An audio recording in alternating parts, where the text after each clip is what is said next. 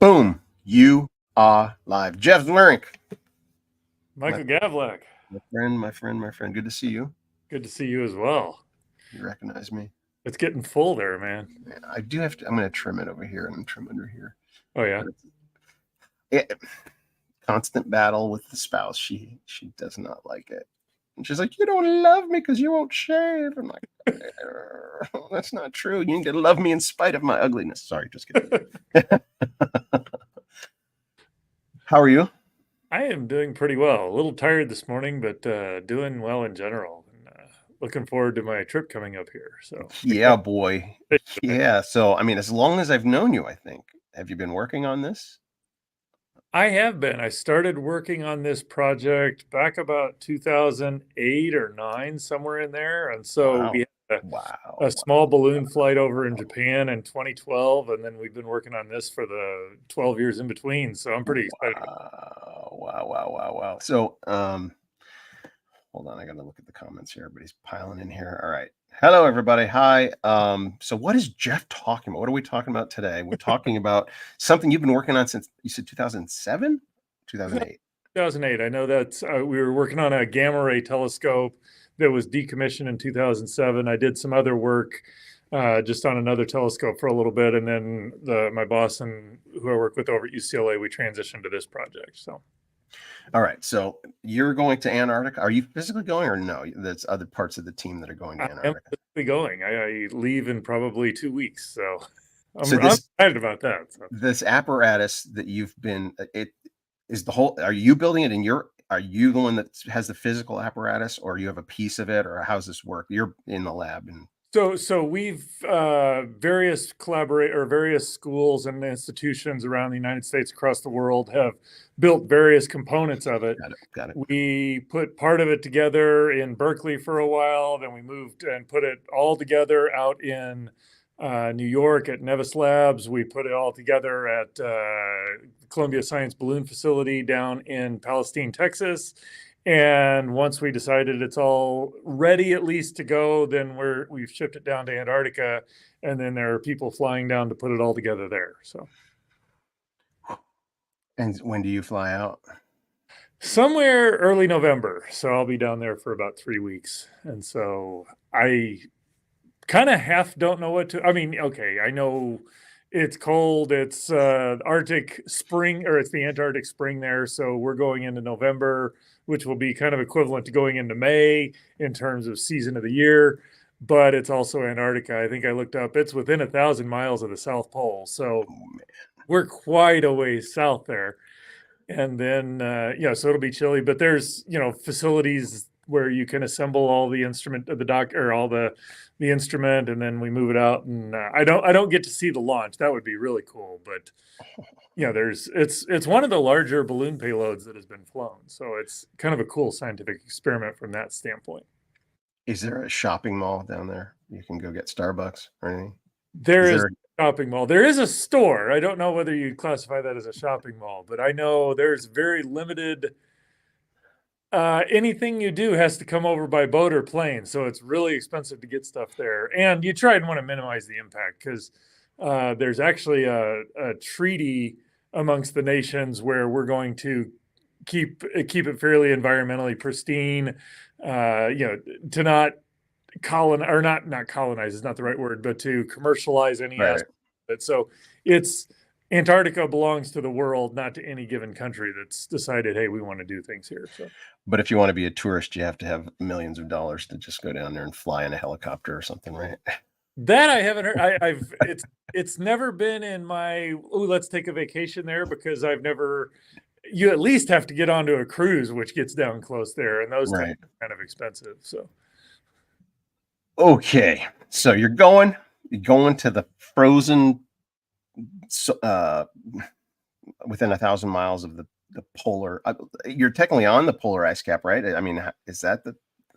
Yeah. So the place where I will be is a place called McMurdo Station, which is a research station that's on McMurdo Island, or no, Ross Island, in on one side of Antarctica. And it's kind of weird, because you think, okay, you go south to get there. Well, you can go south through New Zealand, Australia. You can go south through Africa, and you can go south through South America. This particular one, you go through New Zealand to get down there. And so it is the southernmost shipping port in the world. So I think I looked up, it was 77 degrees south latitude, which 90 is as far south as you can go. So it's quite a ways south. All right. So tell me, Yes. what's this balloon about? What are we doing down there? What's going on? What for since 2007, Right. 2007. You've been working on something, and this is the goal, and it's been delayed, right? There was a a launch previously that had to be delayed. I can't remember. Well, so we were originally supposed to launch, I think, in 2020, 2021, something like that. And you can imagine COVID just shifted everything back. And so that's, there's the COVID part of it. And then, they have to coordinate all the balloon experiments going in Antarctica. And so, I think we were bumped a year just from coordination of other instruments that are going up there. But it's a payload that flies, a very large balloon. I'm not exactly sure how to measure it. I think if I remember correctly, it's like 1.7 million gallons of helium. So it's a lot of helium. Balloon flies up around 120,000 feet, which Wait, what's the size of the balloon? Do you have the dimensions of the balloon? I don't have the dimensions. Okay. I know that it's a helium balloon capable of putting about 7,000 or 8,000 pounds up at 120,000 feet. So you can imagine 7,000 or 8,000 pounds is not a trivial amount of mass, and you got to be able to displace that much air. So that's a lot of air you got to displace in your balloon. Right. Wow. So I'm gonna get a little granular, maybe at times. Like the material of what kind of material can stay intact and be light enough, right? Is it because the air? I don't know the answer. I mean, I imagine it's kind of a Mylar-ish type thing. The big problem you run into with helium is that it is a very slippery element, in that, you blow up a helium balloon and it stays up for a few days and then it just diffuses out through the rubber. Yeah. So Yeah. you have The pores in it. Yeah. diffuse out, and it's very low helium diffusion through it. And then you also, as you say, have to be very lightweight and pretty sturdy because, like I said, it's hauling thousands of pounds up there. So the tension on the balloon is that much as well. So that's a great technical question that I don't have an answer to. That's all right. Now that you mention it, I'm probably going to look it up today and find the answer to All that. right. Just curious, out of curiosity. Yeah, that was not your area to focus on. What actually? What was your area? What mechanisms, or what have you been focused on? So the instrument that we build, what we're looking for are certain kinds of charged particles. And there's a cool technology, actually two cool technologies that are wedded together in this instrument, where you can actually measure charged particles there's certain kinds of plastics that when charged particles go through them, they emit light. And so we've taken a whole bunch of these, or they're very long pieces. They're called scintillators, the name of the material, but they're very thin, very long. And so when a charged particle goes through, it emits a burst of light. We put light sensitive detectors on the end. And so by measuring the time of arrival of that signal at the end of the detectors, you can tell where that particle is to just a few centimeters. And so we're making measurements. Our time resolution is 250 picoseconds, which it's a 1/4 of a billionth of a second. So this is incredibly fast, incredibly precise timing. We've got these electronics that'll measure these particles going through. There's an outer layer of it and an inner layer of it. So you can see that if you've got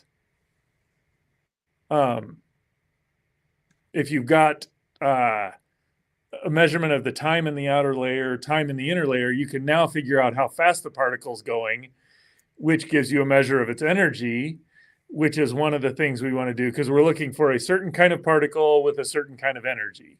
And then when it gets into the center part of the detector, there's a even more cool technology, in my opinion, that will allow, because we're looking for an antimatter particle, this antimatter particle will make an exotic atom inside the center part of the detector.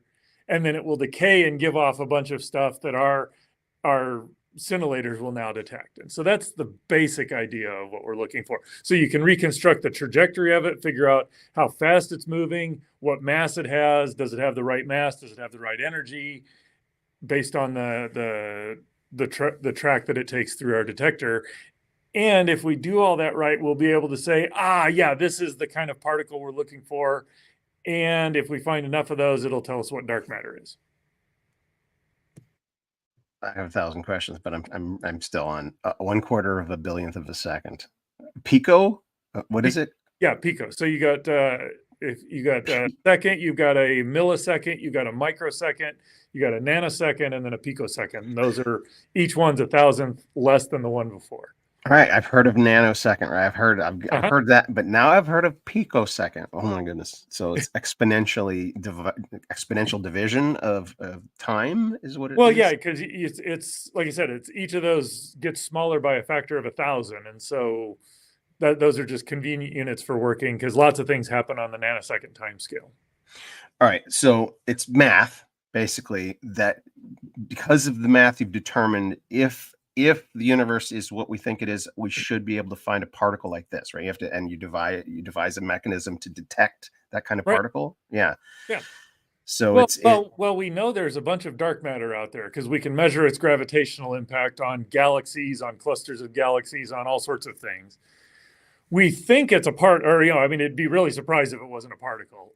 And so when you do some calculations, there are some very theoretically well-motivated particles that happen to be in this mass range that we're looking for that would be very good dark matter candidates that our instrument is designed to detect. If we don't detect it, it just means dark matter is some other kind of particle, but this is a good candidate for what it might be. got it. So on that, within that notion, you're saying dark matter is not just something that's out there somewhere remotely, but it would be emitting particles so that dark matter could be present everywhere and we need to detect it, right? Is that a kind of a layman's So the way I would explanation? describe it, it's a little different than that. Our galaxy is just filled with dark matter. So we're Okay. living in a sea of dark matter. The Earth and the solar system's floating around our galaxy, and it's in this dark matter. The characteristics of dark matter is that it has mass, but it interacts very, very weakly. And weakly meaning that a dark matter particle could collide or run into the Earth, and I'm going to use that in air quotes because the dark matter particle will just go all the way through the Earth and never interact. Yeah, yeah. It's kind of like X-rays moving through people, that Right. they are something, but they're very penetrating and they'll go a long way before they interact. Well, dark matter is even less interactive than that. Yeah. Is small even an appropriate term? Like, is it so small that it goes through molecules and atoms, or I don't even know if that's So right. small, not quite the right word. You can talk about Right? cross section and how much it wants to interact, but if we find these kinds of particles, these are far more massive than protons and neutrons. So they're not small in that sense. They're Got it. actually, I think, about 1,000 times the mass of protons and neutrons is what we would be looking for. But just due to their composition and their nature, they go through matter rather than interacting with it. I love you, Exactly. Jeff. Yeah. I love you, Jeff. Well, Well, it's really cool. I mean, there's part of this. It's fun to work out the details and can we build the instrument? And then every now and again, I just step back and it's like, this is really mind blowing. I mean, I get to work and play around with this stuff, but it is just cool at some level. well, when I first started diving into Christian apologetics, I mean, before I was a Christian, I like to ponder on Mm-hmm. heady kinds of subject matter, intellectual. And so when I became a Christian, it was so satisfying. In fact, your former boss, Hugh Ross, is he still your boss or former boss? Well, he still works here. He's just not my immediate boss. That's all. Okay. So the founder of your Mm-hmm. where you work 4 days out of the week, it was one of the first books I read. Creator in the Cosmos, or no, The Fingerprint of God, and then Right. Creator in the Cosmos. So those are some of the first Christian science, Christian apologetics, science related books I read, Right. and it was so exciting to me to know that God designed this universe somewhat comprehensively, right? We can What do apprehend a bunch of things.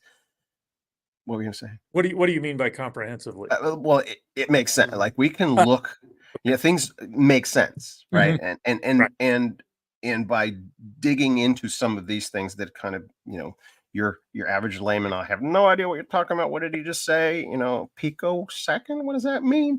But we read scripture, and there are things that we can apprehend from scripture that we can't fully comprehend. right. Right, and like the hypostatic union, it's like, wait, how Mhm, can have 100%, two natures 100%, and so certain even characteristics of God and being everywhere present, mhm. like you're talking about dark matters, it's all over the place. Oh, really? How do we know that? And so it comports with how God portrays himself in Scripture and That's yeah.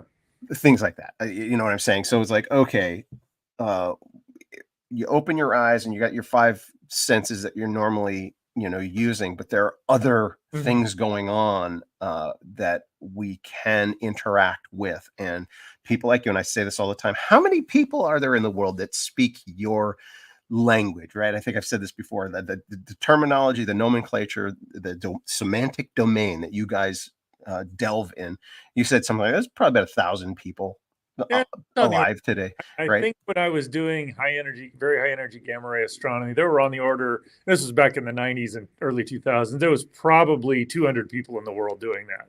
So extrapolate that out, and you're somewhere probably 10,000 maybe across the world, something like that.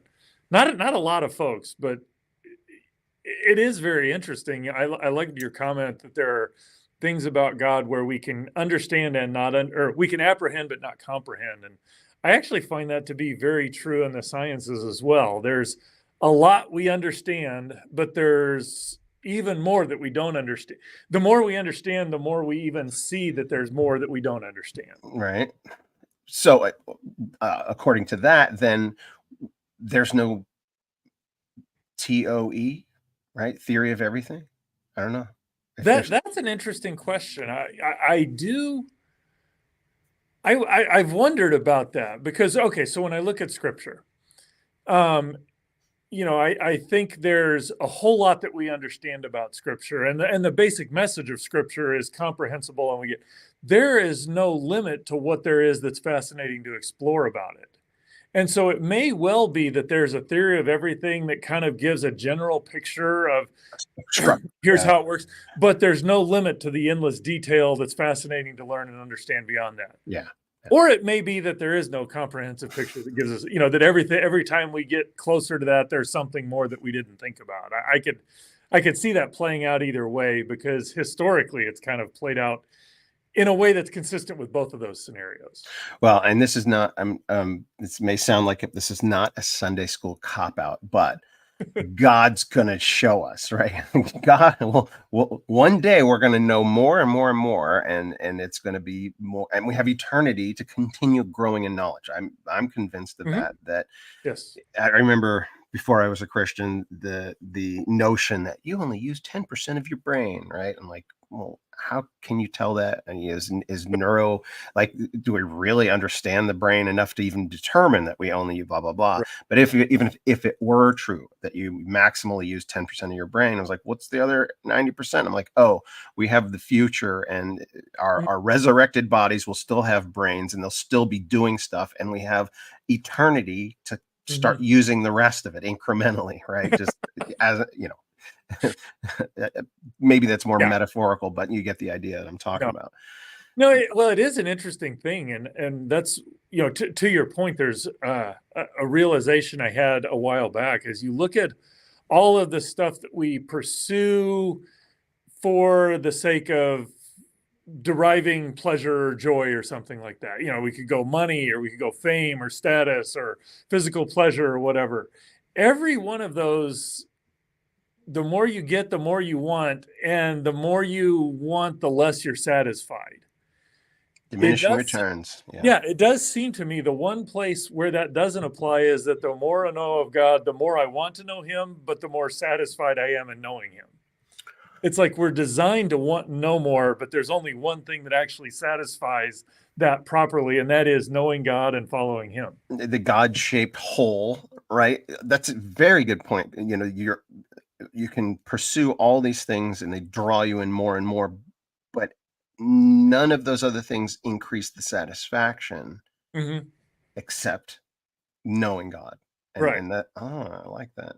And there's no limit to what we can learn about Him. There's never be a place where we've got all the knowledge of God that we have. There's always, it's an infinite amount. There's an infinite, I don't know what the term for it is. There's no amount of knowledge of God I can come to and say, oh, that's it. There's always more. And so Yeah, not only is it satisfying, the more we get, the more we want, and it's inexhaustible of a pursuit. It will never end. And so I could just see in heaven, as I'm pursuing here, knowing God more. When I go to heaven, I'm going to be doing the same stuff, but without all of the fallen nature that exists here on earth. right. And we'll have better access, right? We have a few more experts that we can talk to to get a few answers and stuff. Well, Um, it's funny you mentioned that, because that's when I first met and was talking with you. One of the things he would talk about is he would play I don't know, a game wasn't the term he used for it, but he have conversations. It's like, you know, what's heaven like? And it's kind of anything you could think, it's better than that. And so, but whereas now I'm limited, there's only so many relationships I can have, because the time it takes to invest and have a relationship. I don't know that constraint is going to be there in heaven. So I can have there's a work at growing relationships, but it also a depth across many more people that I could ever. I think it's yes. better than anything I could imagine. So Well, so I'm thinking the exact same way. You know, in this, you know, phase, like we're in a cocoon, right? We're mm, humanity, right? We're in a cocoon. We're about to turn into a butterfly. That day when we get our glorified bodies, right?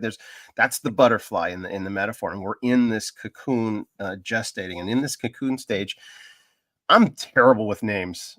I'll see a face that I recognize, and I don't remember the name, or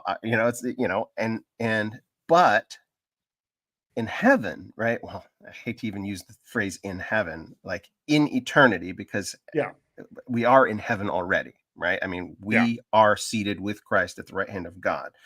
But when we have our glorified bodies, that's right, when I in heaven. At that point, though, like you said, those restrictions won't be there, and we'll be able to remember. We'll have every other person in heaven at some point. We'll know their names.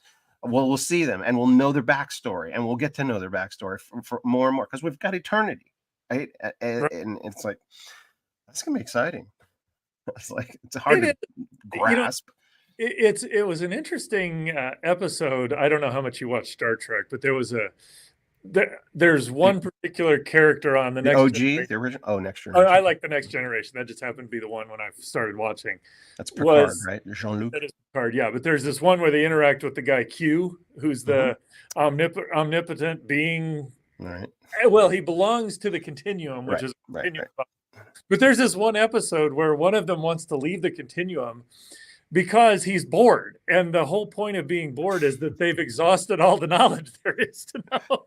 I think I do remember that episode actually. Yeah. And it just got me thinking. It's like, will that ever happen to us? And there's a part of that where I think it misunderstands infinity. And Mhm. I still think we're going to be finite minds exploring an infinite realm, that our capacity will increase without bound because we're knowing God better and better. But it is just interesting how that interaction, how as humans we think about living in eternity. Because I think I've known people and met people, it's like, I couldn't imagine, that can't be a good thing. It's just like it's terrifying to live for eternity because of how boring it will get, or what will we be doing. And it's like, Yeah. Those are people that don't know the risen Christ, how joyous and glorious it is to, have salvation, right? I mean, it's yeah, like, how could that be boring? I shouldn't say they're Christians that yeah, misunderstand the nature of Christ, and then so it's not just non-Christians that believe that. But I just thought of a question. yes.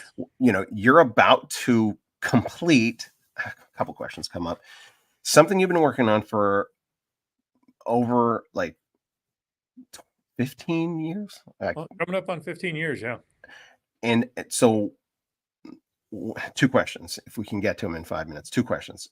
One is, if you were to craft a narrative, like what's the most interesting or exciting or suspenseful thing that's happened in the 15, like if this were being told, the main guy, whoever the head guy is, if he was the protagonist, and it's like everything's working against you, what's something interesting uh for this to be told in a movie or in a narrative? And then the second question is, what next? Well, so that's an interesting question because at the end of the day, we want to find something that tells us what dark matter is, and we still don't know. Well, the most likely outcome, if I'm honest, and just let's stick with the most realistic outcome, is that we fly and we don't find dark matter, but we're able to set some constraints and say it's got to be something less than this, because if it were more than that, we would have detected it. That's the most likely. I suspect that's where we're going to be. So there's the question of, will we actually find dark matter? And the what next is, if we don't, now what do we do to probe even deeper, get a better understanding? Or do we build a different instrument? Do we make this one more sensitive? There's those sorts of questions.